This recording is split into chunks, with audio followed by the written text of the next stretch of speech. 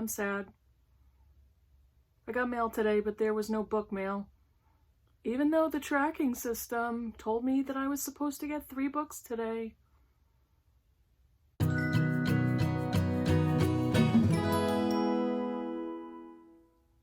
Hi BookTube, it's Kim from Middle of the Book March. I am tagged. I was tagged by Dani at Spinelli Speaks to do the 2 books, 1 stone tag. Now I have some great things in common with Dani, and one of them is our thrift booking. Thrifting? Book thrifting? Thrift booking? You know what I mean. Book thrifting. And I've watched some of her book hauls, and she does the exact same thing as I do. She looks for the best places to buy great deals on books that she can't wait to read, and I tend to do the same thing. I actually just went out yesterday, which was Sunday, to Goodwill and scored. So I'm not going to do all kinds of book hauls because I think I'm just going to look like a jerk if I do that. So Dani tagged me in the 2 books, 1 stone tag, which is awesome. It was originally created by my friend and yours, the Queen of Bales, Shawn the Book Maniac, and I will link their channels below. So let's get going. There are, I don't know how many prompts. Let me just go through them and you'll figure it out. The first prompt is the second to last book you read. And it is this one, Female Chauvinist Pigs, Women in the Rise of Raunch Culture by Ariel Levy. I read this with Britta Bowler as a buddy read, and we just finished it this past weekend, something like that. Very good topic, very good discussion. Ariel Levy is a journalist, and really fascinating stuff to kind of contemplate and open for discussion. It was written in 2005, so it's a little bit dated, but it was a great read. Number 2, the second book from the top of your TBR. I don't really keep a TBR, so I went to my Goodreads, and I use Goodreads to basically act like my database of everything I read, everything I want to read, things I DNF'd, and I look at those statistics during the year and at the end of the year. But I don't really have a TBR for myself. I lied because I've made one for myself for December. It's the only time in history, but that's a different thing. So I went to Goodreads, and what is the second book on my list of want to read books? I just got this recommendation from Juan of Just Juan Reader, whose channel I will also link down below. I've been watching him for a long time, and he's awesome. He sings. I love it. And he gave me the recommendation of Apple of My Eye by Helene Hanff, who wrote 84 Charing Cross Road, which I loved. Oh, and she's got several other books, so I put that on my TBR, and I also found the omnibus of Helene Hanff's writing, and it has 84 Charing Cross Road in it.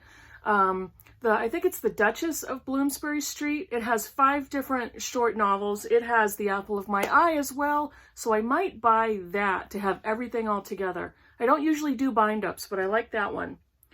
Prompt number 3, 2 2-star reads. This one was really unfortunate. It's The Hazards of Time Travel by Joyce Carol Oates. And I read this for my in real life book club, The Critical Chicks. This was, believe it or not, the first Joyce Carol Oates book I read, and I didn't like it. Not really many of us did. This was a 2-star read on me for Goodreads, and it was written okay, but I think this was Joyce Carol Oates' attempt to get into dystopian fiction, and she didn't do it well. I don't think it's her wheelhouse, so to speak, so that wasn't a success for me.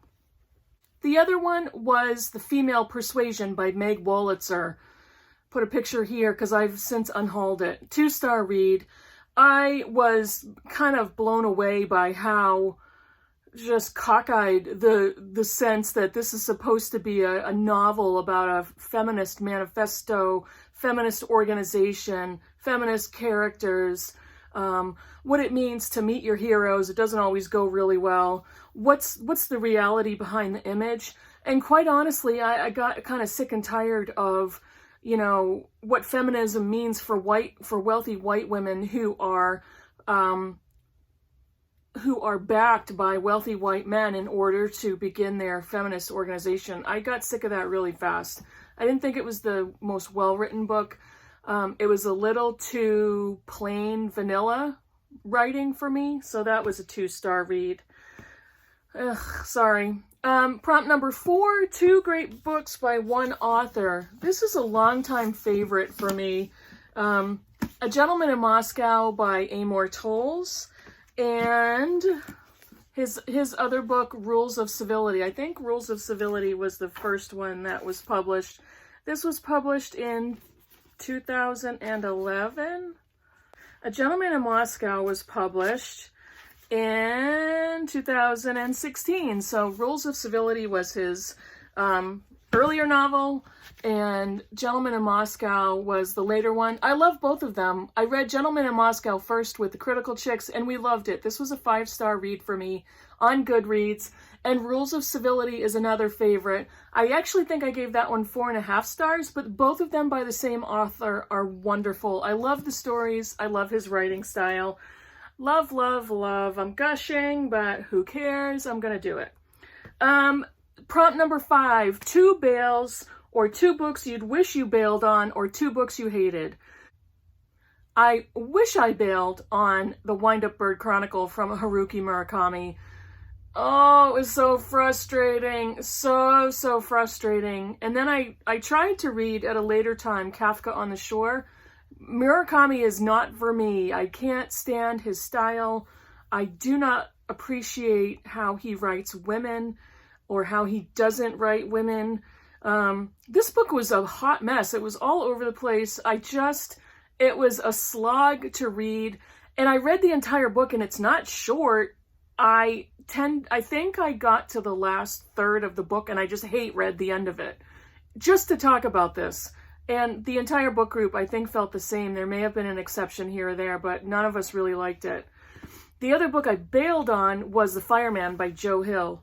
And Joe Hill, is Stephen King's son, blah, blah, blah. 750 pages of what in the freak is this? This is stupid. This is way overwritten, way overwrought.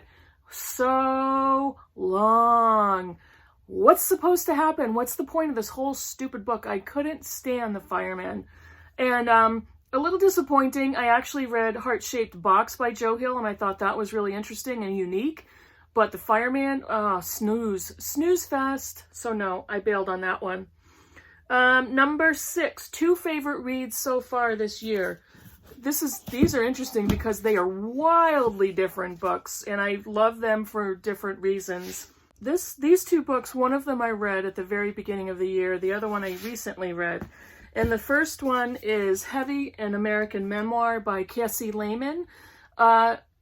This was a brilliant memoir, and he wrote, there's so much tied up into the title. Heavy talks about his weight, his struggles with an eating disorder, the heaviness of the trauma of his life, the relationship with his mother. Everything about the book is heavy. His writing is beautiful and brilliant, and I just loved this book. It was kind of a cross between a love letter and a desperate plea for answers to and from Lehman's mother. So this was such a good book. The other one is a novel that I read just a short time ago, and it is The Mermaid and Mrs. Hancock by Imogene Hermes Gower. I must be one of the last booktubers on the planet who had read this, and I loved it. This is a novel set in Victorian London, Victorian England. It's not written in a Victorian style, but the characters and the setting are Victorian England. I thought it was amazing, well written. I loved the story. I loved the plot. I loved the pacing, everything. This is not about a Disney mermaid. It's a great novel. It just brought me to the setting, and everything it had to say about women, about marriage, love, and mermaids, and, a little bit of what I expected to be magical realism, but that's not what happened.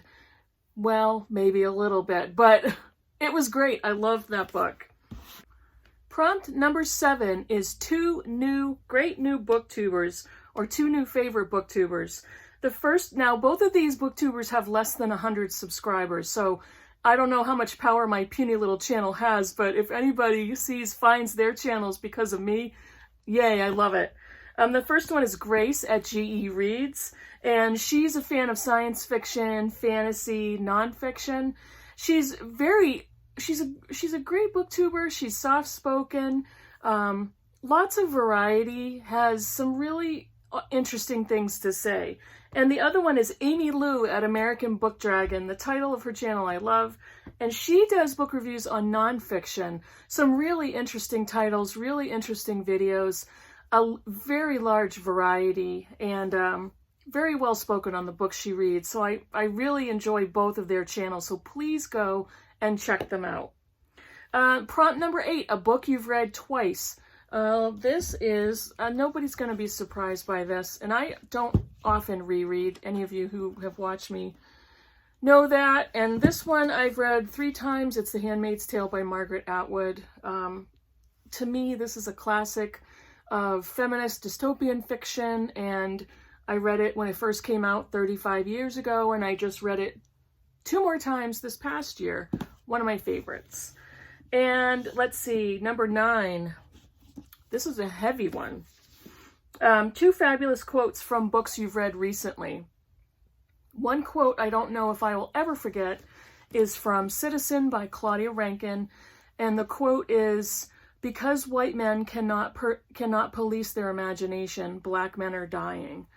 Oh, so powerful. The entire book is powerful, but that quote has stuck with me. And that was surrounding a black man that was pulled out of his car for no reason, that fit the profile of a suspect, which, according to the authorities, every black man does. The other one is from a book I'm currently reading. It's Svetlana Alexievich's The Unwomanly Face of War.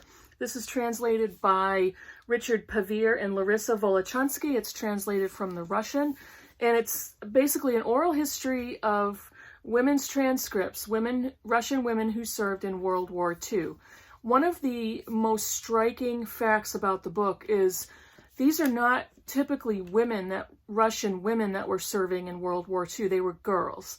And one of the quotes that was really poignant for me is, "When I got a concussion for the first time, I couldn't hear or speak."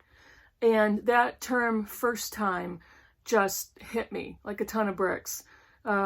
These young girls, these young women were on the front lines. They were shooting, they were being snipers, they were repairing tanks, they were pulling burning men out of tanks, they were engaging in combat with the enemy.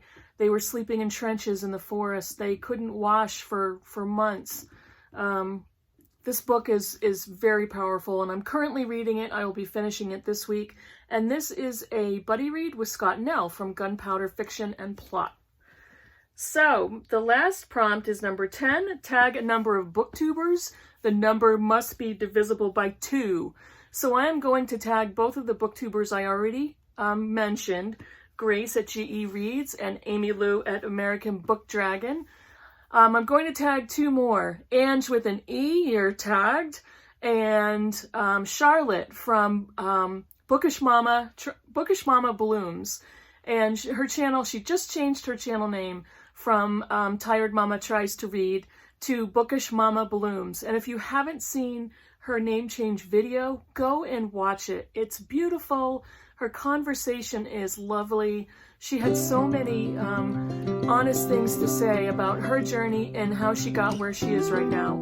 And she told me to tag her, so I'm tagging you, Charlotte. This is the first time. So Grace, Amy Lou, Ange, and Charlotte, please do the tag. And hope you liked the video. Let me know in the comments below what you think about any of the books. Let me know if you have any really good quotes that you remember from some of the books that you've read. And thank you for watching, and I will see you in the next video. Bye, everybody.